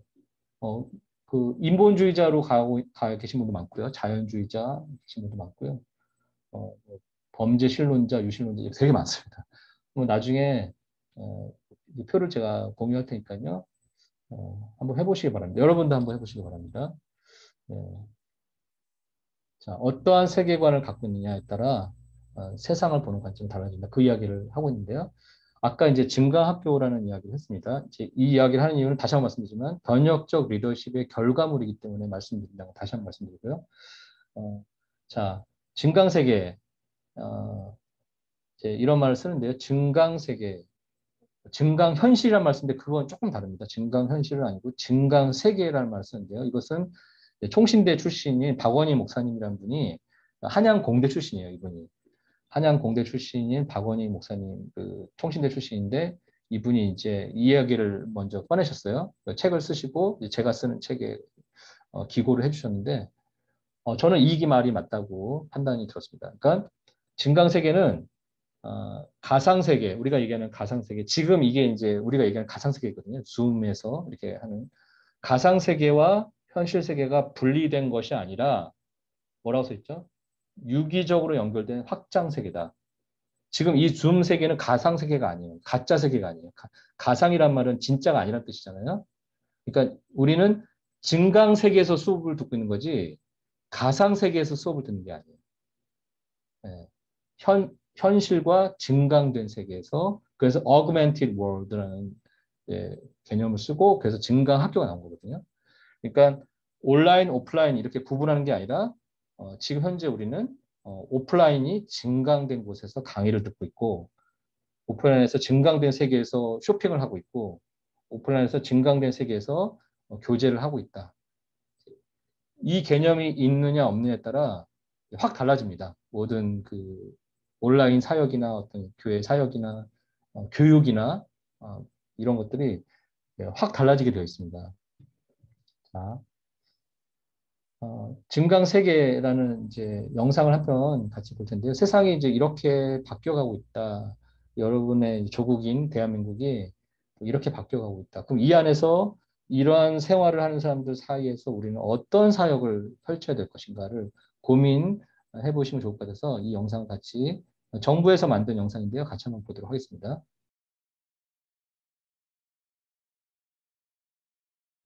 첫 번째, 자율주행 자동차들이 돌아다니는 도시. 영화 아이로봇에서는 주인공이 주행 중에 수면을 하는 모습이나 운전자가 수동으로 운전하는 게 더 위험하다는 대사가 나옵니다. What do you think you're doing? I'm driving. By hand? You can't be serious. Not at these speeds. 영화 로건에서는 운전석 자체가 없는 상태로 고속도로를 자율주행하는 화물 트럭이 등장하기도 하죠. 거기다 최근에 나온 웨스트월드 시즌3에서는 핸드폰으로 예약해 자율주행차를 타고 다니고 Wake up. Rally to my position and intercept. 거기다 자동차 내부는 운전석이 아예 없습니다. 네 번째, 인공지능 스마트 주택. SF 영화 속에서 미래의 주거 공간은 어떻게 묘사하고 있을까요? System, tell security we've turned in. Of course. Good night. 태블릿 PC로 취침에 적합한 모드를 선택하면 온도와 습도, 산소 농도까지 집이 알아서 조절합니다. Turn off the light. 아침이 밝자 자동으로 유리창이 투명해지면서 바깥 풍경을 보여주고 오늘의 날씨를 설명해줍니다. The weather in Malibu is 72 degrees with scattered clouds. The surf conditions are fair with waist to shoulder high line. 심지어 가사 도우미 로봇까지. How did you get that cap on your head? Blood on my mat. Handle it. 앞서 보여드린 것들과 마찬가지로 사물 인터넷 기술을 바탕으로 한 스마트 주택은 상당 부분 상용화되고 있는데요. 이미 우리나라 각 기업들이 앞다투어 스마트홈 시스템을 장착한 아파트들을 내놓고 있으며 이런 주택들은 앞서 영화에서 보여드린 대부분의 기능들을 장착하고 있을 정도로 개발되어 있는데요. 가사도우미 로봇 역시 나날이 발전해 몇 년 후면 인간이 하는 수준과 유사해질 것이라고 하고 삼성이 개발한 볼리라는 반려 로봇은 내재된 카메라와 센서로 사용자에 맞춰서 움직이고 스스로 집안을 굴러다니며 필요한 일을 자동으로 진행하는데요. 바닥이 더러우면 로봇 청소기를 작동시켜 청소를 진행할 정도라고 합니다. 화가 단단히 난 남자가 안경에 손을 대자 네, 방금까지의 회의는 바로 증강현실 기술을 이용해 진행한 것입니다. 영화 블레이드 러너 2049에서도 길거리를 가득 채운 홀로그램 광고 그리고 레전드 가수들의 무대를 눈앞에서 볼 수 있는 홀로그램 콘서트까지 시공간의 제약을 넘나드는 문화생활 모습을 보여주는데요. 세계 각국이 미래도시를 위해 치열한 경쟁을 벌이고 있는 상황에서 우리나라도 국가적 차원의 시범도시로 세종과 부산을 선정하였습니다. 그중 세종 스마트시티 국가 시범도시에서는 실시간 자율주행 대중교통 서비스, 병원 통합 네트워크 환경을 통한 맞춤형 헬스케어, 디지털 기술을 활용한 창의적인 교육, 친환경 에너지의 공급과 거래, 시민들이 직접 참여하는 리빙랩 시스템, 맞춤형 일괄 배송 서비스, 인공지능 기반의 생활안전 서비스들, 앞서 보여드린 영화에서 그리는 미래 도시와 유사한 모습들을 현실 속에 가져올 예정이라고 합니다. 국가시범도시가 초석이 되어 환경오염과 교통체증 같은 여러 도시 문제들이 해결된 미래 도시가 나타나길 기원하면서 이상 영상 마무리하도록 하겠습니다. 지금까지 드림텔러였습니다.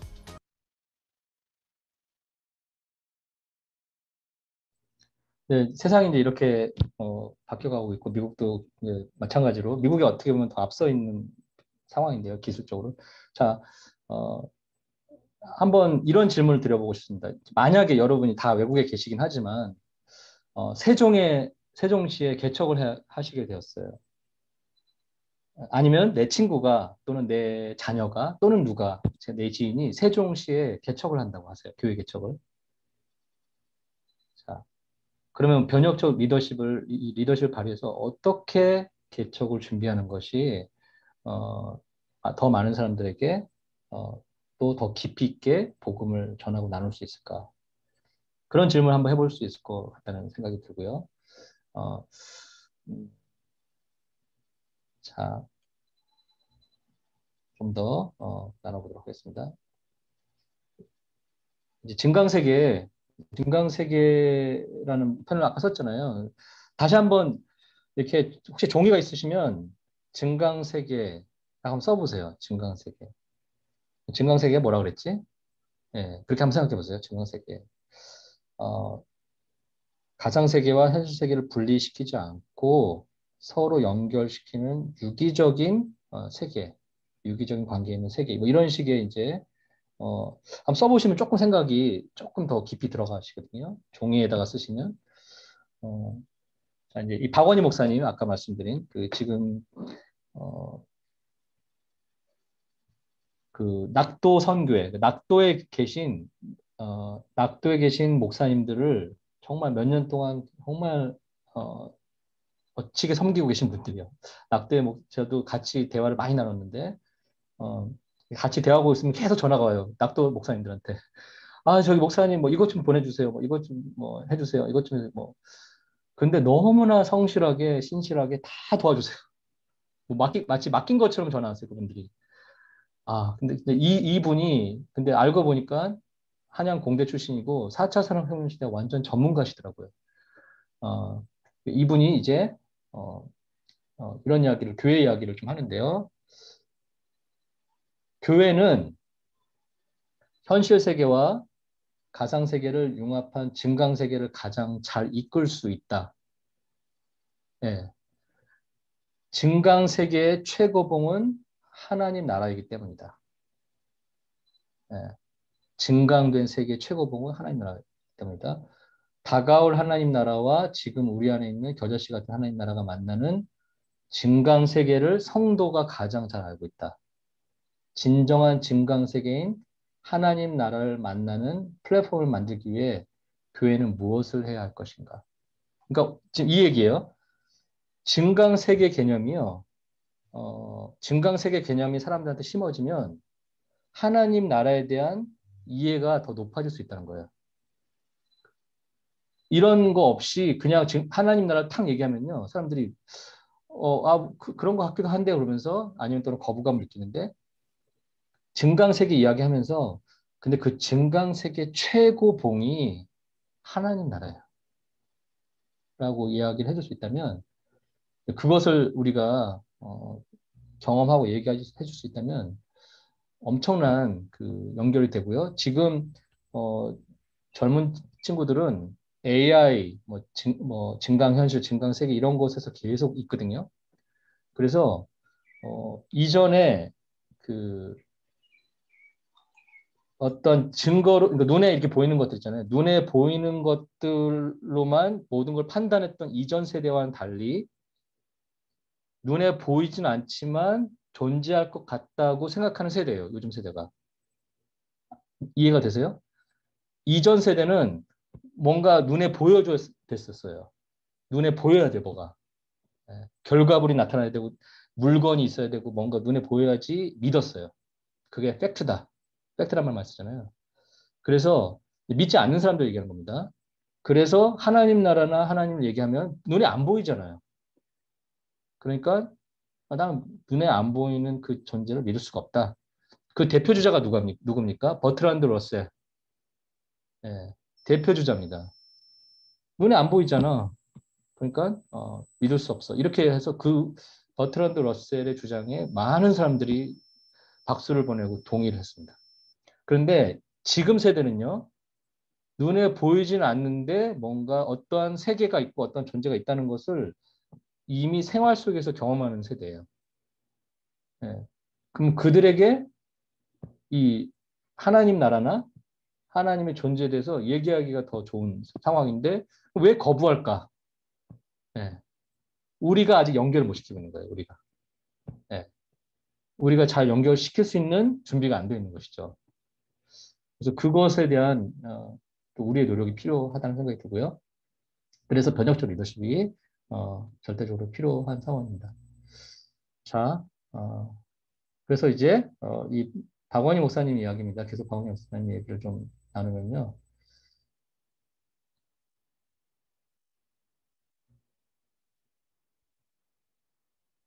네.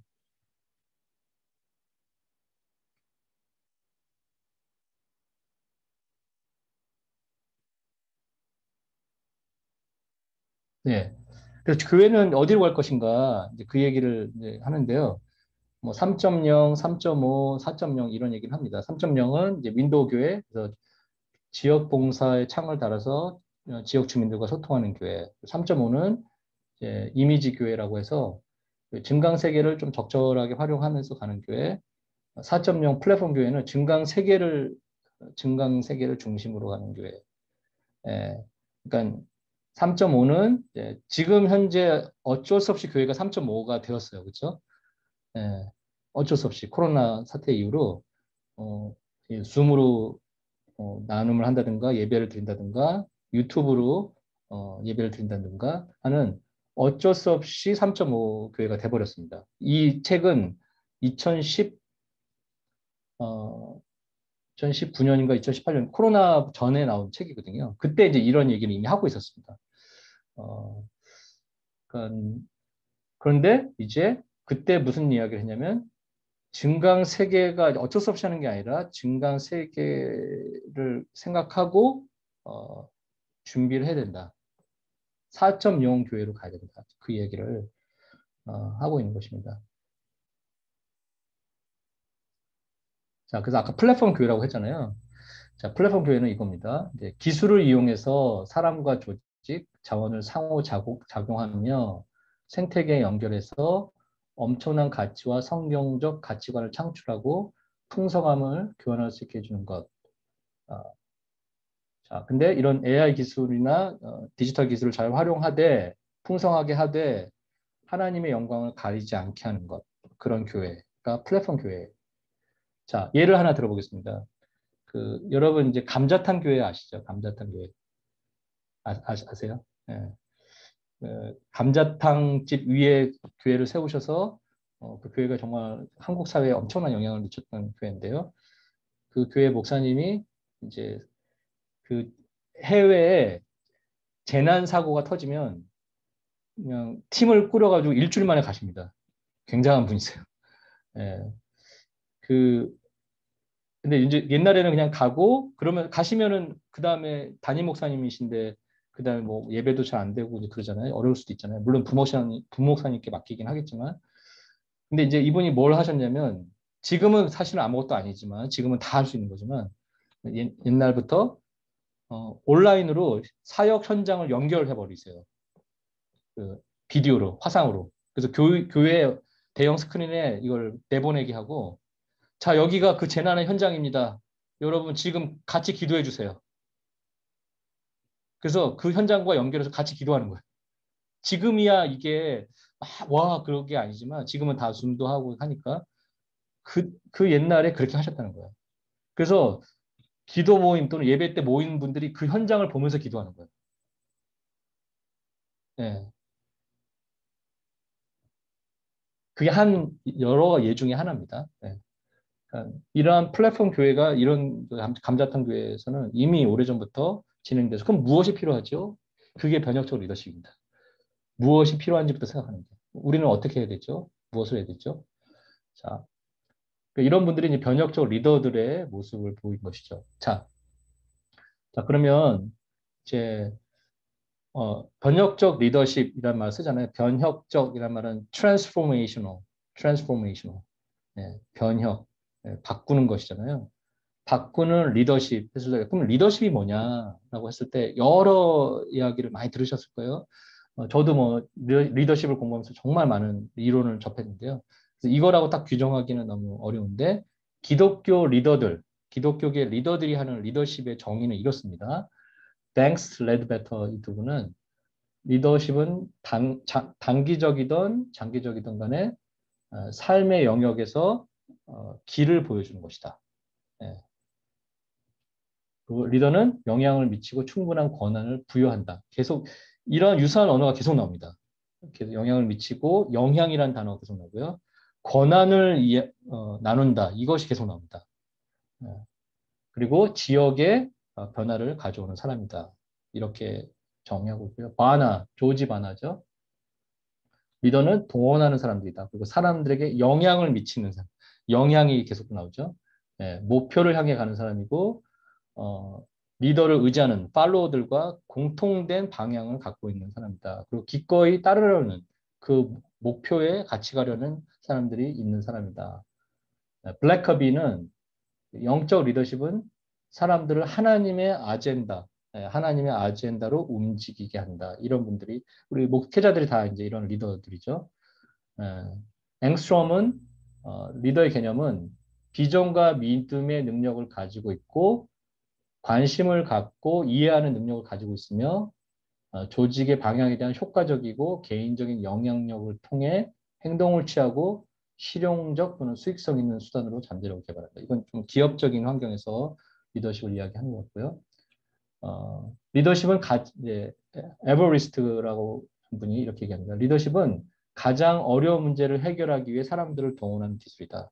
그러니까 사람들과 같이 이제 무엇인가를 해내는 기술이죠. 헌터.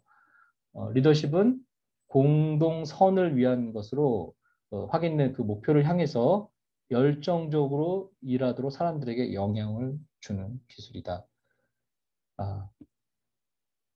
어떠한 핵심 단어가 떠오르세요? 이 리더십 개념들을 들으시면서. 함께라는 단어가 저는 떠오르고요. 함께. 혼자 앞장서서 쭉 가는 게 아니라 함께 가야 된다.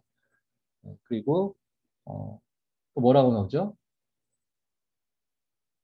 영향을 미치는 것. 그냥 리더십을 발휘해서 어떤 영향이 없으면 의미가 굉장히 축소되잖아요. 어느 정도의 영향을 발휘하고 공통된 선의 방향. 우리는 이제 복음의 방향이죠. 그것으로 열정적으로 다 같이 갈 수 있게 해주는 그것이 리더십이다. 그런데 그 리더십에서 더 변혁을 시키는, 그러니까 세상을 변혁시키고 또 어떤 공동체를 변혁시키고 하는 그러한 더 특화된, 더 집중된 리더십이 변혁적 리더십이다라고 말할 수 있습니다. 더 있는데요. 조금 더 있는데 마지막 라이트가 한 말이 조금 더 와닿는데요. 리더십은 한 사람이 다른 사람의 생각, 행동, 신념 또는 가치에 영향을 미치고자 하는 관계이다. 관계를 통해서 영향을 미치는 것이다. 이렇게 설명을 하고 있습니다. 그러니까 우리가 세상에 영향을 미치고 싶으면 세상에 들어가야 돼요. 그렇죠? 세상에 안 들어가고 그냥 우리 안에서만 세상을 향해서 말만 하면 세상은 안 듣습니다. 그 안에 속하지는 않대. Not of the world. 속하지는 않대. We should be in the world. 우리는 들어가야 되는 것이죠. 세상에 영향을 미치고 싶으면요. 안 그러면 이제 영향력을 미칠 수가 없는 것이죠. 자, 아까 아르치 브라운의 그 변혁적 리더십을 이야기했는데요. 이제 변혁적 리더십을 조금 이제 본격적으로 나누도록 하겠습니다. 비전을 강조하고, 포드가 하는 말입니다. 비전을 강조하고 가치를 형성하고 그리고 변화를 강조하는 예수의 능력이다. 예. 자, 비전을 창조하고 가치를 형성하고 변화를 강조하는 예수의 능력을 설명하는 것이 변혁적 리더십이다. 포월드가 하는 말입니다. 그리고 대부분의 기독교 변혁적 리더십 저자들은 영향력이 중요하다. 이렇게 이야기하고 있다고 합니다. 영향력이 가장 중요하다. 헌터가 또 나오는데요. 헌터가 아주 잘 알려진 기독교 리더십 쪽에 아주 잘 알려진 저자신데요. 리더십은 성품과 관련이 있다. 왜냐하면 사람들과 관계 안에서 이게 형성이 되어야 되잖아요. 그러니까 변혁적 리더십은 성품과 연관이 있다. 또 아주 유명한 리더십 전문가 로버트 클린턴은 성실성이 효과적인 리더십이다. 우리가 너무나 잘 아는 이야기들이죠. 깁스는 그 리더십에 대한 바울의 요구사항을 인성으로 요약한다. Man of character. 네. 성품의 사람, 인성의 사람. 이것이 변혁적 리더십에서 굉장히 중요하다. 계속 우리가 이야기하는 내용들이죠. 이제야 이제 비로소 변혁적 리더십 안으로 본격적으로 들어가는데요. 이제 같이 조금 있다가 소그룹 활동도 하고 그러셨죠? 이전에도 줌에서 안 해보셨나요? 그러면 소그룹 활동은 없었어요, 교수님. 네. 그럼 오늘 한번 우리가 같이 한번 해보도록 하겠습니다. 제가 어떻게 이제 소그룹 활동하시는지를 너무 걱정하지 마시고요. 너무 걱정하지 마시고 그냥 소그룹에서 생각을 나눈다 그렇게 생각하시면 됩니다. 너무 걱정 안 하셔도 됩니다. 네. 자, 네. 반응을 이렇게 해주셔서 너무 감사합니다. 우리 자, 제가 쓴 책입니다. 리더십에 관한 책인데요. 언택트 시대의 마음택트 리더십. 그러니까 언택트 시대, 코로나의 시대에 서로 연결이 잘 안 되는 언컨택트입니다. 원래는. 근데 한국에서는 서울대 교수님이 그냥 언택트 이렇게 말을 하시고 그게 퍼져버렸어요. 빨리. 그래서 언컨택트 너무 길고 하니까 그냥 언택트라고 이제 했는데요. 이 언택트 시대에 사람이 이제 이렇게 줌에서 증강세계에서 만나는 게 아니라 이렇게 직접 만나야 되는데 그게 안 되는 시대를 의미하거든요. 언택트라는 게.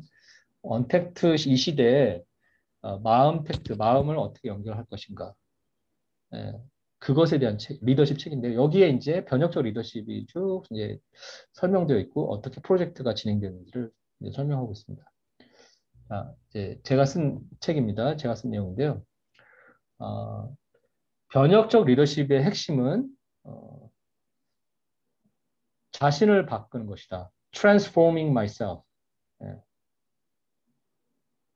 Being transformed. 그렇게 또 표현하잖아요. Being transformed. 그리고 다른 사람을 바꾸는 것이다. Transforming others. 이 농가르드라는 분의 말씀을 제가 인용을 했습니다. 그래서 저는 이게 핵심 포인트다.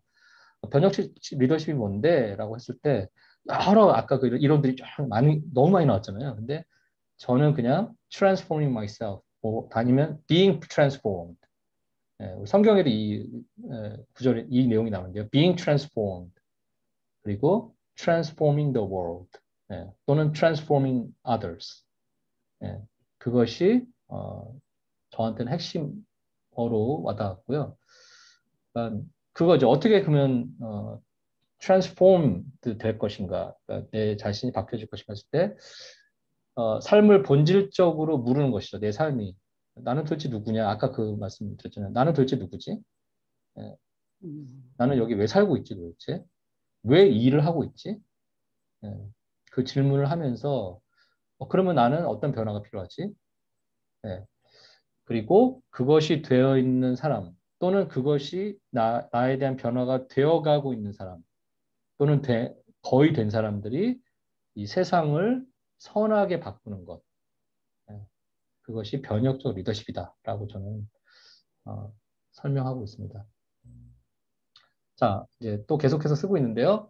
누가 한번 죄송하지만 읽어주시면 제가 잠깐 쉬는 시간을 가질 수 있을 것 같습니다. 같이 읽으면서요. 네. 아까 우리 손 드셨는데 박남주 목사님 한번. 예. 21세기 사회가 주목하는 리더십의 유형 가운데 하나가 바로 변혁적 리더십이다. 21세기 사회는 끊임없이 변하며 변화하지 않으면 결국 도태된다는 의식을 공유하고 있다. 따라서 조직의 변화를 성공적으로 이끌어낼 수 있는 변혁적 리더십은 오늘날 어떤 조직의 리더든지 반드시 갖추어야 할 지도력이다. 변화의 패러다임을 이해하고 우리 사회에 긍정적 변화를 가져올 수 있도록 하는 변혁적 리더를 세우는 역할에 대해 배우는 것이 변혁적 리더십 과정이다. 변혁적 리더는 문제를 해결하며 세상을 아름답게 바꾼다. 2019년 한국형 서번트 리더십 개발을 꿈꾸는 10여 명의 리더가 경기도 수원에 모여 변혁적 리더십을 다음과 같이 정의했다. 감사합니다. 네, 역시 집중이 잘 되게 잘 읽어주셔서 너무 감사하고요. 이제 변혁적 리더십을 이제 같이 수업 받은 분이 있으셨어요. 그래서 그분들이 이렇게 수원에 모여서 제가 이제 수원에 살고 있거든요, 현재. 그래서 수원에 모여서 함께 공부하고 함께 프로젝트도 개발하고 변혁적 리더십이 이런 겁니다라고 정의를 해주셨어요. 그래서 우리의 마지막 또 과제가 있는데요. 이 모임에서 크리스찬 컨텍스트, 기독교의 상황에서 변혁적 리더십이 무엇인지를 우리가 정의해 주시면 좋을 것 같아요. 우리가 다 같이. 그러니까 우리가 이 모임이 그냥 수업 듣고 끝나는 게 아니고요. 여러분은 이제 제가 또 나중에 글을 쓰겠죠. 똑같이. 이 어떤 모임은 이 캐나다 총신의 강의 모임은 변혁적 리더십을 이렇게 정의했다. 제가 이렇게 책으로 이제 나중에 쓸 때 그렇게 쓰겠죠. 제가 쓴 게 아니라 여러분이 만드는 겁니다. 오늘 수업이 너무 중요한 수업이에요. 예. 기독교 변혁적 리더십의 정의를 내리는. 왜냐하면 아까 몇 개 소개해드리겠지만 아주 구체적이고 명확한 그 정의는 그게 많지 않아요. 현재 기독교 안에서는요. 그러니까 우리가 그걸 정의를 하는 거죠. 마지막 과제로 그것을 같이 한번 정의해보는 시간을 갖도록 하겠습니다. 이제 변혁적 리더십 하면 이걸 안 하고 넘어가면 어디 가서 이렇게 말씀하실 때 조금 나 이거 안 배웠는데 이렇게 생각하실 것 같아서 요거는 그렇게 하고 넘어가는 이제 내용인데요. 이제 변혁적 리더십을 누가 먼저 썼냐라고 했을 때 이제 제가 한번 읽어보겠습니다. 누가 한번 또 읽어주시면 또 큰 도움이 되겠습니다. 변혁적 리더십이라는 표현을 처음으로 사용한 제임스 맥그레거 번스는 변혁을 전체 시스템에서 일어나는 기본적인 변화이며 힘의 구조가 이동하는 혁신이라고 정의했다.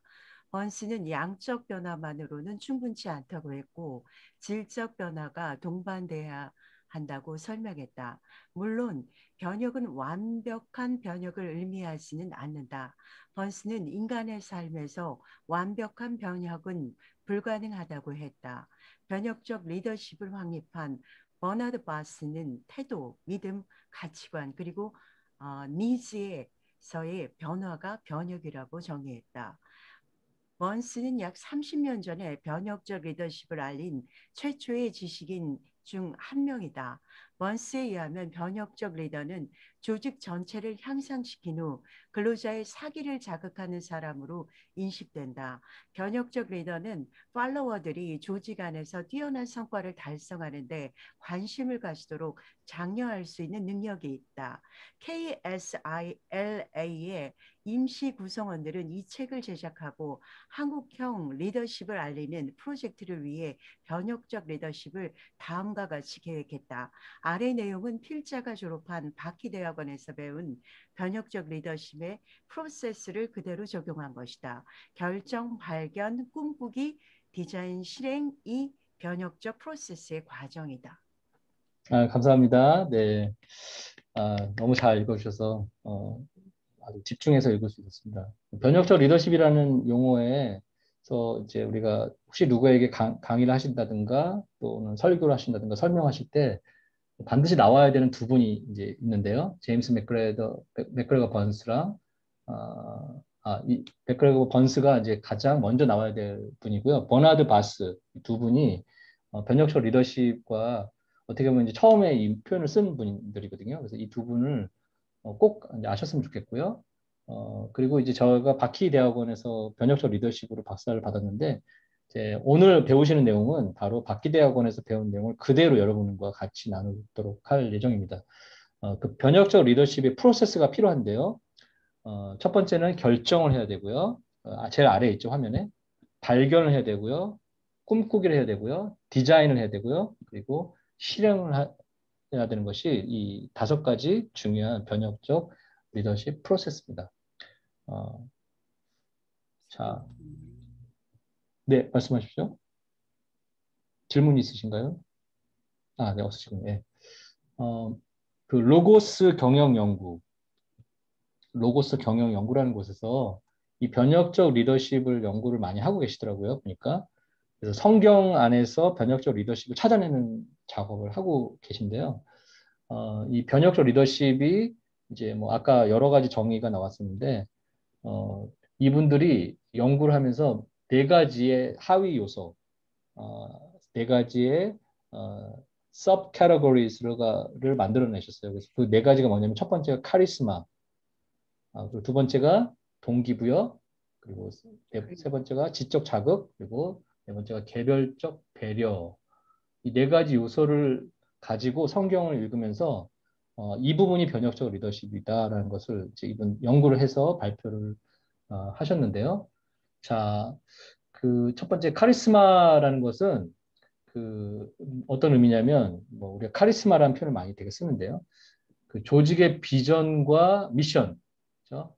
조직의 비전과 미션을 제시하고요. 우리 목사님들이 개척하실 때 그런 거 많이 하시죠. 우리의 비전은 이겁니다. 우리의 미션은 이겁니다. 그리고 그것에 대해서 우리는 이러한 귀한 일들을 하는 사람들입니다. 자긍심을 키워주고 이제 당신은 그런 걸 할 수 있는 존재입니다. 그런 존중과 신뢰를 보내는 것이고요. 변혁적 리더십의 하위 요소 2번째, 동기부여. 높은 목표치를 제시하는 거죠. 우리 미션은 해외 또는 국내 10개의 미자리 교회를 돕는 것입니다. 이렇게 높은 가치를 설정한 다음에 알기 쉬운 방법으로 이것을 제시해주고 설명하는. 그래서 동기를 부여해서 우리 할 수 있구나. 우리가 조금만 이렇게 수고하고 조금만 더 기도하면 할 수 있구나. 이거 제시하는 동기부여가 2번째고요. 지적 자극은요. 계속 어떤 합리적인 그 내용을 계속 이제 제공하면서 어떤 문제가 발생했을 때나 그럴 때 이제 그 해결 방법을 이야기해주는 것이고요. 배려는 그 이제 그냥 과제만 주고 미션만 주고 비전만 주고 가만히 있는 게 아니라 계속해서 인터랙션 하는 거죠. 그 같이 하는 분들과. 그래서 코치해주고 조언해주고 이게 변혁적 리더십이라는 것이죠. 이 하위 요소 4가지. 그래서 그리고 또 아래 이제 여기 보시면 화면에 보시면 그 인파워먼트라는 게 있잖아요. 권한을 이양하는 것, 권리를 공유하는 것, 나눠주는 것. 이런 것이 변혁적 리더십이 되게 중요하다. 그래서 이분들이 로고스 경영 연구가 이제 제가 연구 그 논문을 쭉 봤는데요. 말씀을 통해서 마태복음에서 예수님의 변혁적 리더십을 분석을 하셨더라고요. 그래서 카리스마 리더십, 비전과 미션이라고 아까 얘기했잖아요. 비전과 미션 나를 따라와라. 또 제자에게 권능을 주시는 것, 성전을 깨끗하게 하시는 것, 이런 내용이 이제 예수님의 어떤 비전과 미션이 담긴 카리스마 리더십이다 이렇게 분석을 하셨더라고요. 동기를 부여하는 것은 너희가 세상의 빛이 될 것이다 라는 말씀하시고 구하라 찾으라 문을 두드리라 이렇게 말씀하시고 달란트 비유를 하면서 계속해서 그 달란트를 잘 사용하는 것에 대한 동기부여를 하시고 또 지적 자극을 하시는 것은 가르치시고 전파하시고 또 병을 고치시고 하는 일들을 하시면서 이제 계속 사람들을 이게 이제 지적으로 자극을 하고 합리성에 대한 이야기도 하시고요. 성전에서 계속 가르치셨다. 모든 것을 가르쳐서 지키게 했다. 아까 지정의도 저희도 그런 거거든요. 알게 하고 느끼게 하고 하게 하라. 그게 지정인데 예수님의 이제 우리에게 모델인 거죠. 개별적 배려, 오리를 가게 하거든 심리를 동행하라. 은밀하게 구제하라. 소자를 업신여기지 말라. 이런 메시지를 통해서 변혁적 리더십이 발견되었다. 이런 이제 연구 분석입니다.